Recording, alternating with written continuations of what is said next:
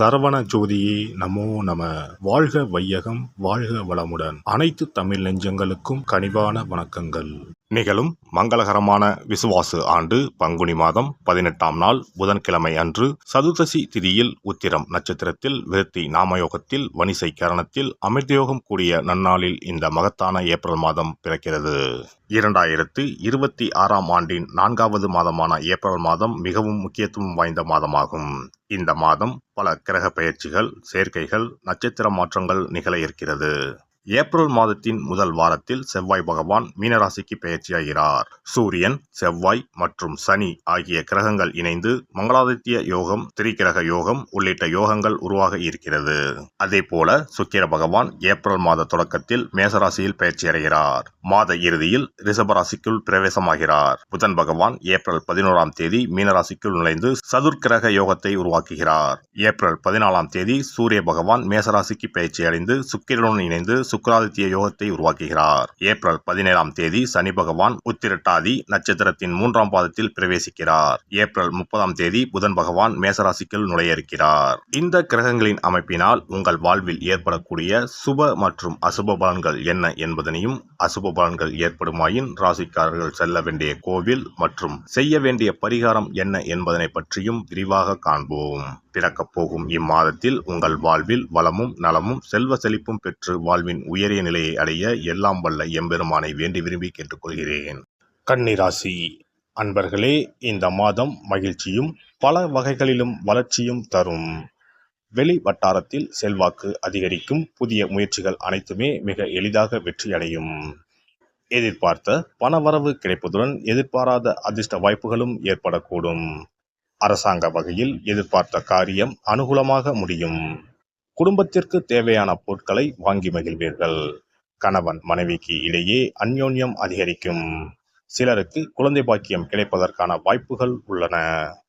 பிரிந்திருந்த கணவன் மனைவி ஒன்று சேர்வார்கள். திருமண முயற்சிகள் சாதகமாக முடியும். சுப நிகழ்ச்சிகளை திட்டமிட்டபடியே நடத்தி முடிப்பீர்கள். உறவினர்கள் மற்றும் நண்பர்கள் வீட்டு விருந்து விசேஷங்களில் கலந்து கொள்வீர்கள். சிலருக்கு வெளி மாநிலங்களில் உள்ள புகழ்பெற்ற புண்ணிய ஸ்தலங்களுக்கு செல்லும் வாய்ப்புகள் உண்டாகும். இதுவரை இருந்த உடல் உபாதைகள் நீங்கி உடல் ஆரோக்கியம் மேம்படும். வாழ்க்கையில் நல்ல முன்னேற்றம் ஏற்படுவதற்கான திருப்புமுனை மாதமாக இந்த மாதம் அமையும். அலுவலகத்தில் உற்சாகமான சூழ்நிலை காணப்படும். பணிகளில் உற்சாகமாக ஈடுபடுவீர்கள். உயர் அதிகாரிகள் உங்கள் ஆலோசனைகளுக்கு உரிய அங்கீகாரம் கொடுப்பார்கள். எதிர்பார்த்த பதவி உயர்வு, ஊதிய உயர்வு போன்ற சலுகைகள் கிடைக்கும். தொழில் மற்றும் வியாபாரத்தில் எதிர்பார்த்ததை விட விற்பனையும் லாபமும் கூடுதலாக கிடைக்கும். அரசாங்க வகையில் எதிர்பார்த்த காரியங்கள் அனுகூலமாக முடியும். புதிய முயற்சிகள் வெற்றி பெறும். மாத பிற்பகுதியில் சக வியாபாரிகளால் மறைமுக போட்டிகள் ஏற்படக்கூடும். பற்று வரவில் கவனம் தேவை.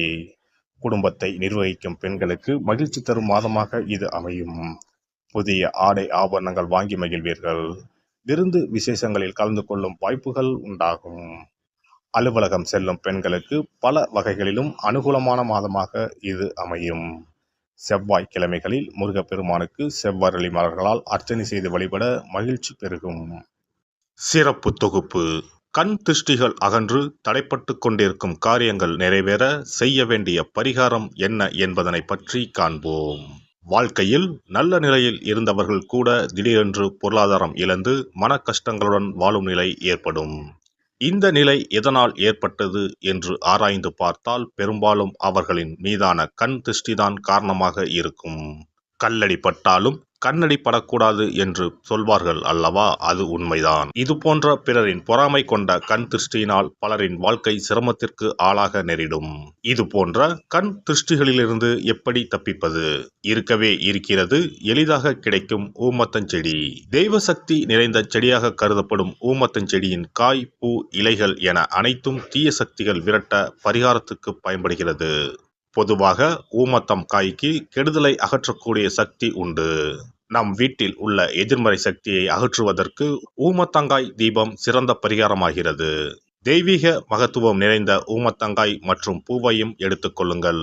வீட்டுக்கு அருகில் இல்லை என்றால் நாட்டு மருந்து கடைகளில் கிடைக்கும். இந்த 2 பொருட்களையும் மஞ்சள் தண்ணீரை கொண்டு நன்றாக கழுவி விடுங்கள். சிறிது நேரம் அவற்றிலுள்ள ஈரம் போக ஆறவிட்டு பிறகு அவற்றை ஒரு மஞ்சள் துணியில் குலதெய்வத்தை வேண்டி ₹1 நாணயத்தோடு சேர்த்து முடிந்து வீட்டின் நிலைப்படியில் கட்டி தொங்கவிடுங்கள். இந்த முடிச்சை வெள்ளிக்கிழமை அல்லது ஞாயிற்றுக்கிழமைகளில் தயார் செய்து வாசல் படியில் கட்டுவது சிறப்பு. தினமும் வீட்டில் தீபம் ஏற்றி காண்பிக்கும் போது இந்த முடிச்சுக்கும் காண்பிக்கவும். இதேபோல் ஊமத்தம் இலைகள் கிடைத்தால் அந்த இலைகளை சுத்தமான மஞ்சள் தண்ணீரில் கழுவிவிட்டு அவற்றை கொண்டு வீட்டில் இருக்கும் விநாயகருக்கு திங்கள் கிழமைகளில் தொடர்ந்து அர்ச்சனை செய்து வர வேண்டும். ஊமத்தம் பூவையும் விநாயகருக்கு சூட்டலாம். 3 வாரங்கள் தொடர்ந்து திங்கள் கிழமைகளில் விநாயகருக்கு ஊமத்தை இலையால் அர்ச்சனை செய்து ஊமத்தம் பூவை சூட்டி வழிபட்டால் வீட்டில் உள்ள கெட்ட சக்தி நடமாட்டம் மற்றும் கண் திருஷ்டிகள் தீரும். ஊமத்தம் செடியும் சிவபெருமானுக்கு உகந்த இலை ஆகும். இந்த ஊமத்தங்காய் வைத்து சிவபெருமானுக்கு தீபம் ஏற்றி வழிபடுவதன் மூலம் நமது பிரச்சனைகளில் இருந்து எளிதாக விடுபட முடியும். முதலில் 2 ஊமத்தங்காய்களை எடுத்துக்கொள்ள வேண்டும். அவற்றின் மீது முட்கள் இருப்பதால் மிகவும் கவனமாக கையாள வேண்டும். ஊமத்தங்காயின் காம்பு பகுதிகளை வெட்டி கொண்டு கத்தியை பயன்படுத்தி ஊமத்தங்காயின் உள்ளே இருக்கும் விதை பகுதியை முழுவதுமாக நீக்கிவிட வேண்டும். பின்னர் 2 அகல் விளக்குகள் மற்றும் விளக்கு வைப்பதற்கான 2 தட்டுகளை எடுத்து சுத்தம் செய்து அவற்றிற்கு மஞ்சள் குங்குமம் போட்டு வைத்துக் கொள்ள வேண்டும். பின்னர் 2 தட்டின் மீதும் ஒவ்வொரு அகல் விளக்கை வைத்துக் கொள்ள வேண்டும். அதன் பிறகு எப்போதும் பூஜை செய்வதற்கு வைப்பது போன்ற வெத்தலைப்பாக்கு, பழம் போன்றவற்றை வைத்துவிட்டு 2 விளக்குகளையும் ஏற்றி சிவபெருமானை மனதார வேண்டிக் கொள்ள வேண்டும். எனக்கு இருக்கும் பிரச்சனைகள் அனைத்தும் தீர்ந்து இன்பமான வாழ்க்கை கிடைக்க வேண்டும் என வேண்டிக் கொள்ள வேண்டும். இந்த பூஜையை வெள்ளிக்கிழமை அன்று தொடங்கினால் தொடர்ந்து 9 வெள்ளிக்கிழமைகள் செய்ய வேண்டும். ஊமத்தங்காயின் மீது எவ்வாறு முட்கள் இருக்கிறதோ அதுபோல நமது வாழ்க்கையில் இருக்கும் முட்கள் போன்ற பிரச்சனைகளை அவை தீர்த்து வைக்கின்றன. இந்த பூஜையை நாம் தொடர்ந்து செய்து வருவதால் நம் மீது இருக்கும் கண் திருஷ்டிகள் அகன்றுவிடும். தீராத துயரங்கள் தீர்ந்துவிடும். பணம், நகை நம்மிடம் பெருகி வரும். சிலருக்கு கையில் சுத்தமாக பணம் இருக்காது. வறுமை தாண்டவமாடும். கடன் தொல்லையால் கஷ்டப்படுவார்கள்.